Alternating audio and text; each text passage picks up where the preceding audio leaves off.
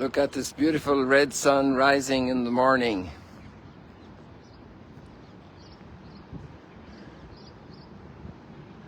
Good morning from Jerusalem.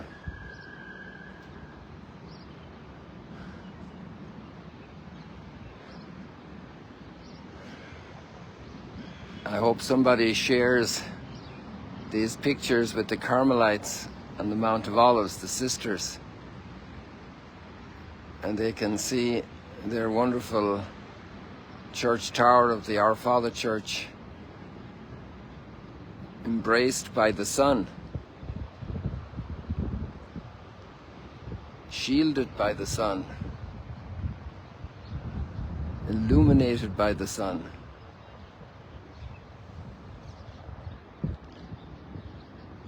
What a gift to have the sun every morning.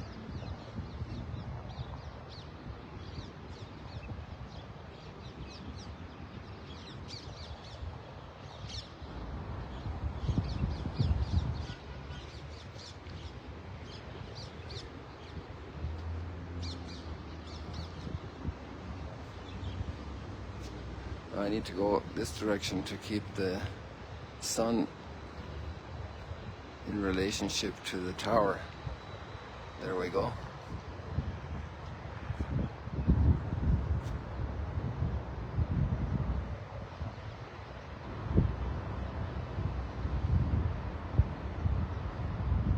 Today we have wonderful readings about the core substance of daily life for the majority of humanity.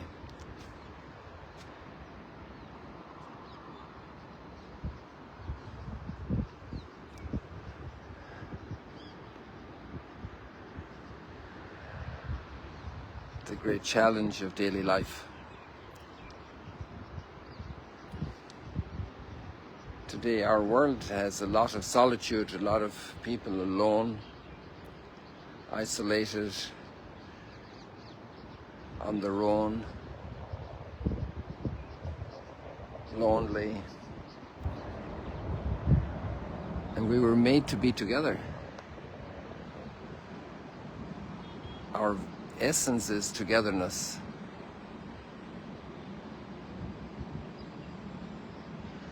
In relationship.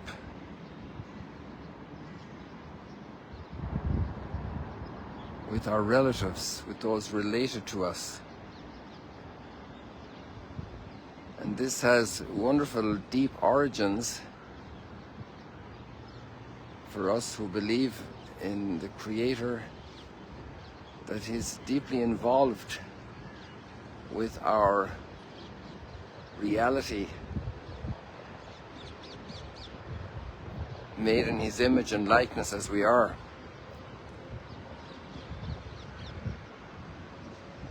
And because God is community in Himself, for us Christians, this is very developed thought. Then we are also in community with each other. We are created in His image and likeness, proceeding forth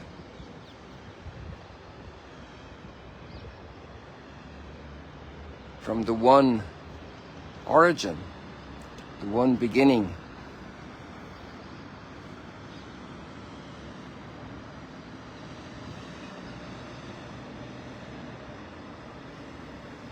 And there's also thought about that in the second reading, because we have the extra reading on Sundays. So we have, oops, sorry, I'm looking at the other readings right now.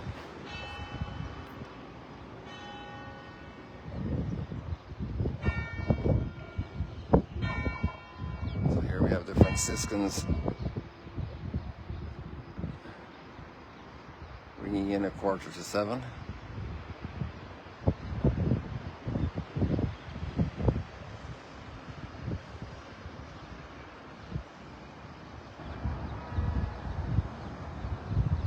The Dome of the Rock, the Dome of the Rock. So now I'm going to just zoom out a little bit there, it'll be easier. And then I can focus on these readings for a second.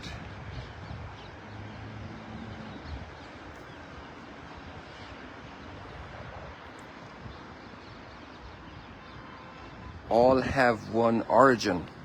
That's a line in the second reading. All have one origin. And that origin, that deepest origin, is from creation. And in the familiarity with this source of our life, with the Almighty, who is also so rich, holy, holy, holy. Actually, even the Hebrew language captures this in the plural name for God, Elohim. It's a plural word. Very interesting. I learned something new this morning in the commentary I was listening to from a wonderful German scholar, Dr. Nina Herremann, a professor out in San Francisco. And she explained about the word that Adam was alone and didn't have a suitable companion. And God said he would make a helper for Adam.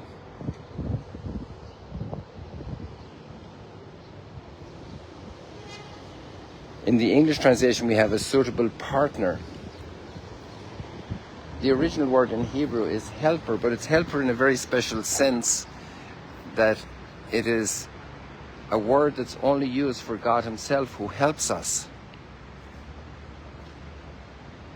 And the word is hidden inside another name we have, Lazarus.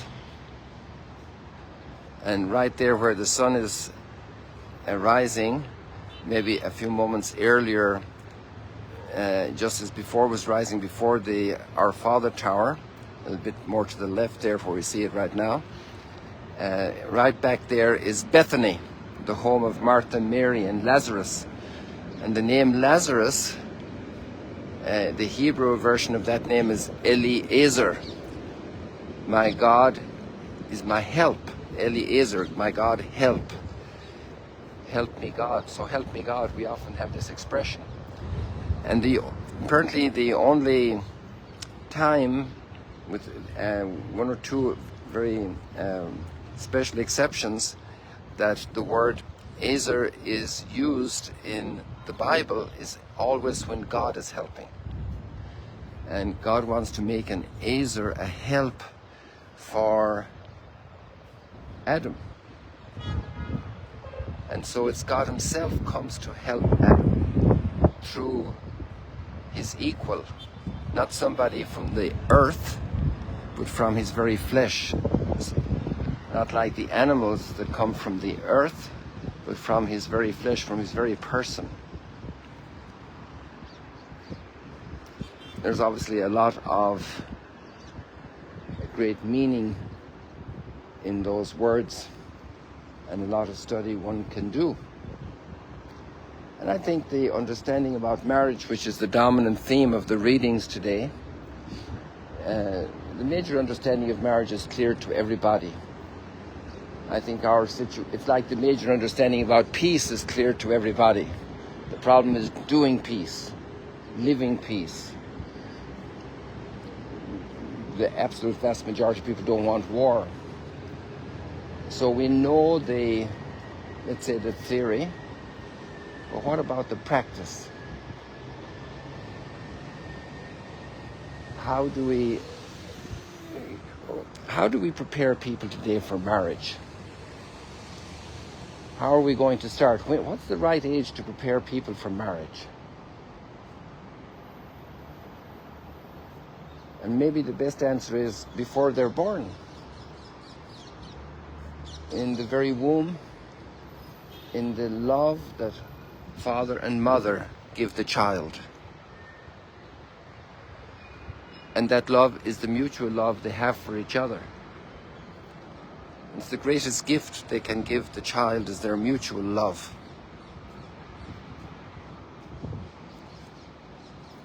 But we're in a situation today where we have much brokenness, so many broken families. And that's the real situation. It's like the situation of peace in our world. And maybe those things are not disconnected.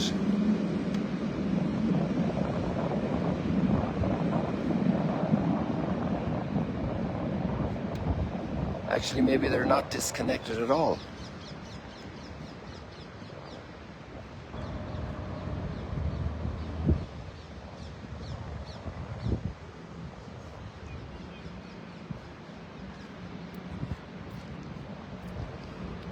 To be able to live together with another person,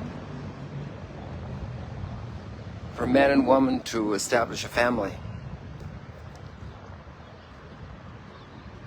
Men and women are so different, different sensitivities, different priorities in many practical things. And to be able to live a life together.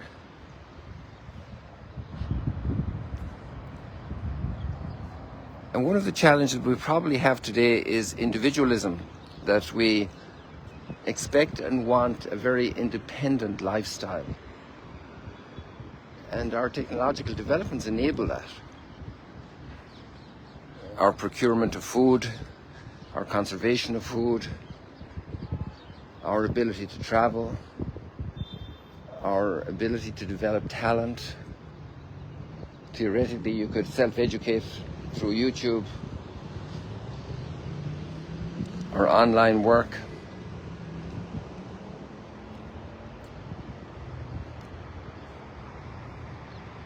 And we can develop patterns of life that avoid the other, because the other is also a big challenge.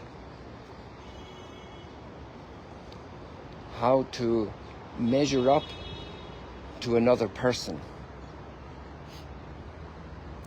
It's a very big challenge to respect the freedom of the other person and to be there to help the other person,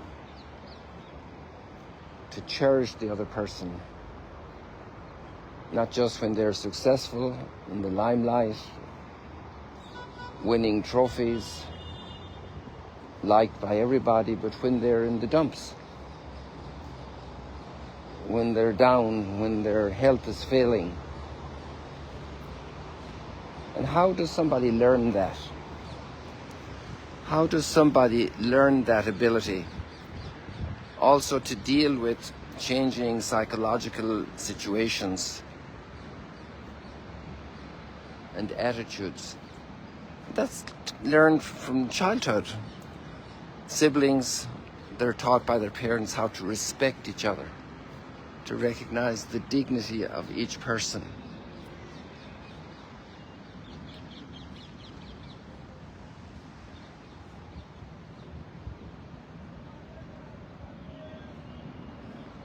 It can't be improvised.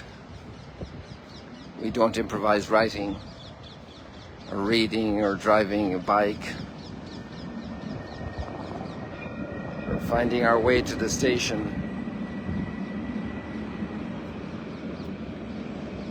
We learn all these things with appropriate training. How do we reach maturity for marriage? How can we contribute today practically for marriage? And we all can help. We know it's such an incredible reality. It bookends the entire sacred scriptures. It starts with marriage. Adam and Eve and their union, one flesh, is the crowning of all of creation, of all of physical creation.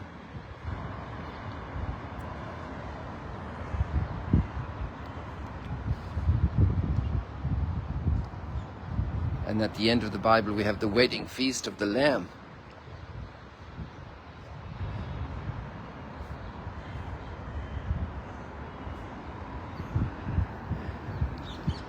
Every act of kindness, every act of respect, and particularly a couple who are blessed with children, mom and dad, the way they respect each other, the way they wait for each other, the way they come to help each other, the way they are sensitive to each other. The child is learning.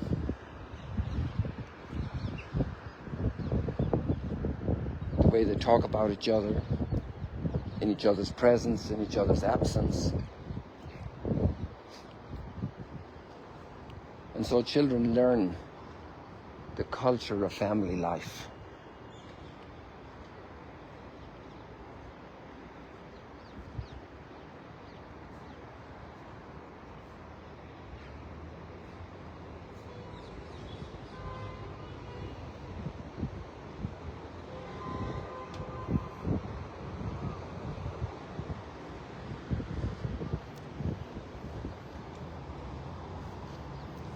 What can you do today to help lay foundations, sow seeds for somebody in the family, for a child, to give support to a couple, maybe they're going through hard times, to help them to persevere, to help them to make a go of it, to help moments of reconciliation, which can be very precious and costly to our pride.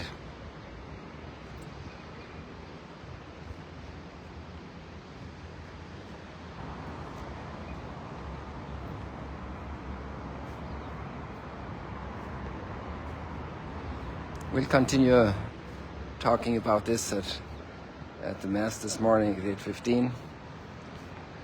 It's almost 7. I wish you many blessings today in your families. Maybe we need to be very grateful for all that we've received in our families, and also turn to God for the help we need to be a great blessing in our families and in all those around us. It's a big challenge. Our world isn't easy. The situation isn't easy, but with God's help it's possible, and a lot of redemption is at hand to do that. God bless you. God bless your families today.